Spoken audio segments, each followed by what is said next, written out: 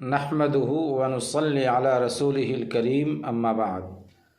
हज़रात नाज़रीन किराम, आज हम ये बताना चाहते हैं कि हम में से बहुत से अफराद ख्वाब देखते हैं और उसकी ताबीर जानने की ख्वाहिश होती है और इसके लिए मुख्तलिफ़ लोगों के पास भी जाते हैं और बहुत से अफराद अटकल पच्चू से अंदाज़े से ख्वाब की ताबीर भी बता देते हैं।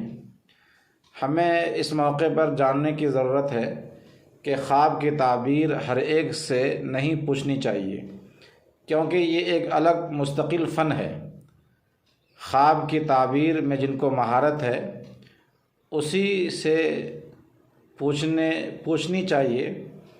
एक आदमी हो सकता है कि वो आलिम भी हो, अच्छा ख़तीब भी हो, अच्छे इमाम भी हों, अच्छे हाफिज़ भी हों, लेकिन ये कोई ज़रूरी नहीं है कि ख्वाब की ताबीर भी वो जानते हों। इसलिए कि हालात, ज़माना और रंग रूप से ख्वाब की ताबीर बदल जाती है।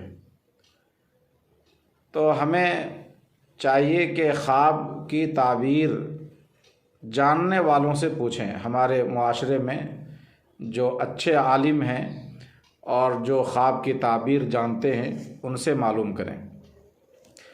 दो ख्वाब की ताबीर हम आपके सामने पेश करते हैं, जिससे मालूम होगा कि किस तरह रंग रूप से और ज़माना बदलने से, मौसम बदलने से ख्वाब की ताबीर बदल जाती है। ख्वाब की ताबीर के बड़े इमाम थे मोहम्मद इब्न सीरीन रहमतुल्लाह अलैह, ये ताबीईन में से हैं और इनकी किताब है तासीरुल अनाम फ़ी ताबीरिल मनाम, बहुत मशहूर किताब है और इसका उर्दू तर्जमा भी हो चुका है। एक मरतबा इमाम इब्न सीरीन रहमतुल्लाह अलैह अपने मुरीदीन के साथ, शागिर्दों के साथ बैठे हुए थे। एक साहब आपके पास आए ख्वाब की ताबीर पूछने के लिए। उसने ख्वाब अपना बताया कि हज़रत, मैंने आज रात ये ख्वाब देखा है कि मेरी चारपाई के नीचे आग जल रही है, इसकी ताबीर क्या होगी? तो इब्न सीरीन रहमतुल्लाह अलैह ने फरमाया कि जाओ, जल्दी जाओ, अपने बच्चों को घर से बाहर निकाल लो, अपना सामान, साजो सामान जो कुछ भी घर के अंदर है घर से बाहर निकाल लो, इसलिए कि तुम्हारा घर गिरने वाला है। मोहम्मद इब्न सीरीन रहमतुल्लाह अलैह के ख्वाब की ताबीर लगे हाथों सच्ची हो जाया करती थी, इतनी महारत थी उनको ख्वाब की ताबीर बताने में। अब ये साहब फ़ौरन दौड़े दौड़े घर पहुँचे, घर खाली किया, बच्चों को बाहर निकाला, साजो सामान बाहर निकाला। जब मुकम्मल घर खाली हो गया, चंद घंटों के बाद वो घर गिर गया, ज़मीन बोस हो गया। अगर वहाँ रहते तो बड़ा नुकसान होता। बहरहाल फिर 6-7 महीना गुज़रने के बाद इब्न सीरीन रहमतुल्लाह अलैह के पास फिर एक दूसरा आदमी आया और इसी तरह की ख्वाब की ताबीर उसने पूछी। उसने यही ख्वाब पूछा कि हज़रत, मैंने ये ख्वाब देखा है कि मैं घर में सो रहा हूँ और मैं जिस चारपाई पे सो रहा हूँ उस चारपाई के नीचे आग जल रही है, इसकी ताबीर क्या होगी? तो इब्न सीरीन रहमतुल्लाह अलैह ने फरमाया कि जाओ, जिस चारपाई पर तुम सो रहे थे उस चारपाई के नीचे ज़मीन खोदो, गड्ढा खोदो। ज़मीन खोदने से कुछ दूर जाने के बाद तुम्हें सोना मिलेगा, ख़जाना हाथ आएगा। चुनांचे ये शख्स घर की तरफ रवाना हुआ और पहुंचने के बाद अपने घर में जहां वो सो रहा था, चारपाई के नीचे उसने खोदना शुरू किया। यहाँ तक कि चंद हाथ अभी खोदा ही था कि उनको सोना मिल गया। और दफीना, जो पहले ज़माने में लोग ख़जाना वग़ैरह किसी घड़े वग़ैरह में रख करके दफन करते थे, पहले बैंक वग़ैरह का निज़ाम नहीं था, तो नीचे खोदने के बाद सोना मिला और बड़ा ख़जाना उसके हाथ आया।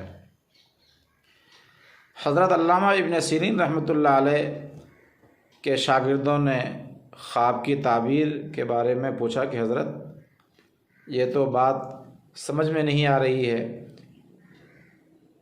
दोनों अफराद के ख्वाब की ताबीर, दोनों की ख्वाब की ताबीर अलग अलग है, हालांकि दोनों का ख्वाब एक है। पहले वाले का आपने घर गिरा दिया और दूसरे वाले को आपने सोना दिलवा दिया, हालांकि एक जैसे ख्वाब दोनों ने देखा है। इसकी वजह क्या हो सकती है? इमाम इब्न सीरीन रहमतुल्लाह अलैह ने फरमाया कि पहले फ़र्द ने जिस वक्त ख्वाब देखा था वो ज़माना गर्मी का था, और गर्मी के ज़माने में इंसान को आग से नफ़रत होती है। आग प्यारी नहीं होती है, आग से लोग भागते हैं। तो उसने गर्मी के महीने में ख्वाब देखा था, और गर्मी के महीने में चारपाई के नीचे अगर आग जल रही हो तो उस घर की बुनियाद के मुनहदिम होने की अलामत है, और उसकी तरफ इशारा होता है कि अब ये बुनियाद मुनहदिम होने वाली है, ये घर गिरने वाला है। इसलिए मैंने उसे ये ताबीर बताई।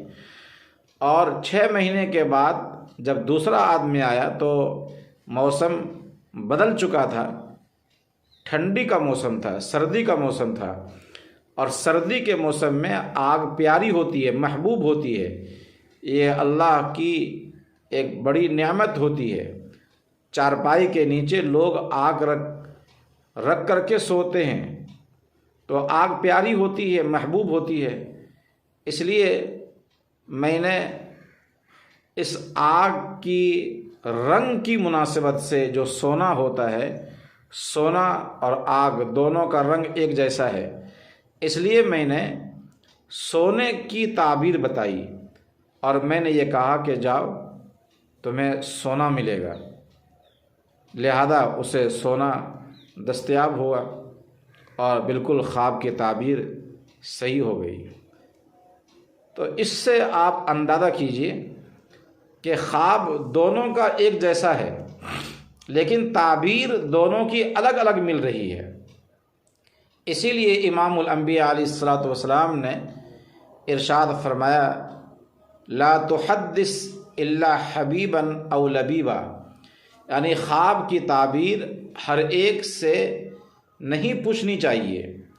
या तो कोई बड़ा ज़ी इल्म हो और ख्वाब की ताबीर में उससे महारत हो तो उन्हें पूछनी चाहिए, या फिर अगर आपका कोई जिगरी दोस्त है, कोई आपको चाहने वाला है, खैर खा है, जो आपके बारे में बदखाई हरगिज़ नहीं कर सकता, अगर आप चाहें तो उनसे भी यूं ही तज़किरा किया जा सकता है।